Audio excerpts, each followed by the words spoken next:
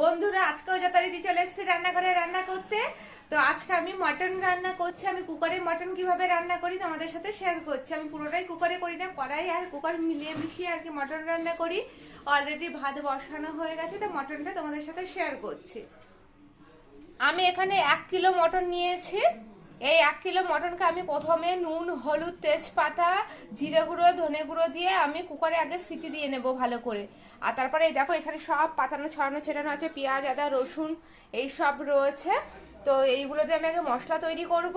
মশলা তৈরি করে কিভাবে রান্না করছি তোমাদেরকে দেখাচ্ছি। তো আগে আমি মটনটাকে কুকারে সিটি দিয়ে নিই। এই দেখো বন্ধুরা, আমি কুকারে কিন্তু মটনটা রেডি করেছি। নুন, হলুদ, জিরে গুঁড়ো, ধনে গুঁড়ো, সামান্য সর্ষের তেল সমস্ত পরিমাণে একসাথে দিয়েছি। এবার আমি এটাকে সিটি দিয়ে নেব, 4টে সিটি দিয়ে নেব। এই দেখো বন্ধুরা, মটনের জন্য কিন্তু আমি এখানে আলুর সাইজটা এখন বড় বড় করে নিয়েছি।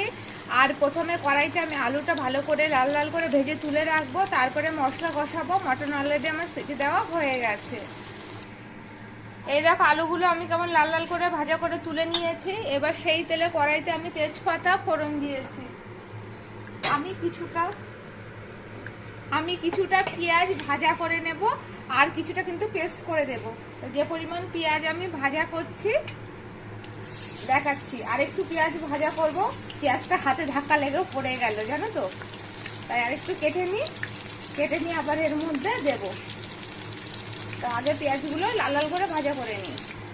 আমি এখানে আরেকটু পেঁয়াজ অ্যাড করেছিলাম, বললাম তো পেঁয়াজটা পড়ে গেছে। তারপরে আমি এর মধ্যে সমস্ত মশলাপাতি অ্যাড করে দিয়েছি। এর মধ্যে আমি পেস্ট করেছি, আদা রসুনের পেস্ট করেছি, কাশ্মীরি লঙ্কার গুঁড়ো দিয়েছি, ধনে গুঁড়ো, জিরে গুঁড়ো, আর কি বলে ওটাকে একটু গোলমরিচের গুঁড়ো দিয়েছি, আর হলুদ গুঁড়ো সব দিয়ে আমি এবার মশলাটাকে ভালো করে কষাবো। এর মধ্যে সামান্য পরিমাণে জল দিয়েছি। মশলাটা আমি মিক্সিতে করেছে বলে ওই বাটিটা ধুয়ে একটু জল দিয়েছি। যখন তেল ছেড়ে যাবে তারপরে আমি এর মধ্যে মটনগুলো অ্যাড করব। মটনগুলো তো আমার হাফের বেশি সেদ্ধ করা আছে, প্রায় 70% সেদ্ধ করা আছে।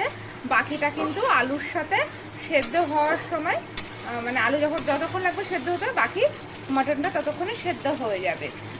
আর আমি এর মধ্যে একটু টক দইও দিয়ে দিয়েছি। এই দেখো আমি কিন্তু এর মধ্যে মটনটা দিয়ে দিয়েছি আর মটনটা ভালো করে কষিয়ে নিয়েছি।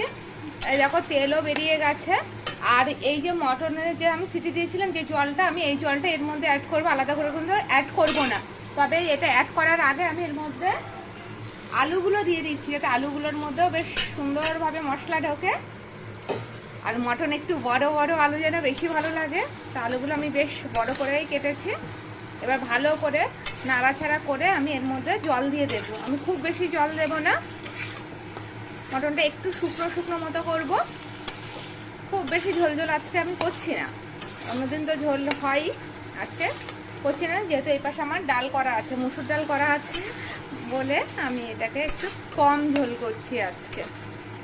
তো আমি ভালো করে নাড়াচাড়া করে জলটা দিয়ে দিচ্ছি। আমি কিন্তু এক্সট্রা করে আর কোনো জল দেবো না, ওই জলের মধ্যে আলুগুলো সেদ্ধ হয়ে যাবে। ভালো আলু খুব তাড়াতাড়ি সেদ্ধ হয়ে যাবে, আর ভাজা আছে তো খুব তাড়াতাড়ি সেদ্ধ হয়ে যাবে। আর আমি এর মধ্যে কাঁচা লঙ্কা দিয়ে দেব। আমি প্রায় 6-7টা কাঁচা লঙ্কা দিয়ে দিচ্ছি। 2টো কাঁচা লঙ্কা ফাটিয়ে দেবো, আর বাকি সব গোটা দেব। আর লাস্টে তো ঘি গরম মশলা দেবো। এই দেখো বন্ধুরা, আমার কিন্তু মাটনটা রান্না কমপ্লিট হয়ে গেছে। এর মধ্যে আমি ঘি গরম মশলা দিয়ে একবার নেড়ে দিয়েছি। এবার আমি সঙ্গে সঙ্গে চাপা দিয়ে দেবো। তো ভাবলাম তোমাদেরকে একবার দেখিয়ে দিই এটা দেখতে কেমন হয়েছে।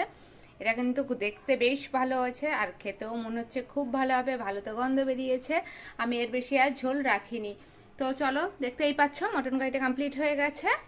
তো আমি এইভাবেই মটন রান্না করি বেশিরভাগ টাইম, আমার কিন্তু বিশেষটা সময়ও লাগে না। তো চলো এখনকার জন্য টাটা।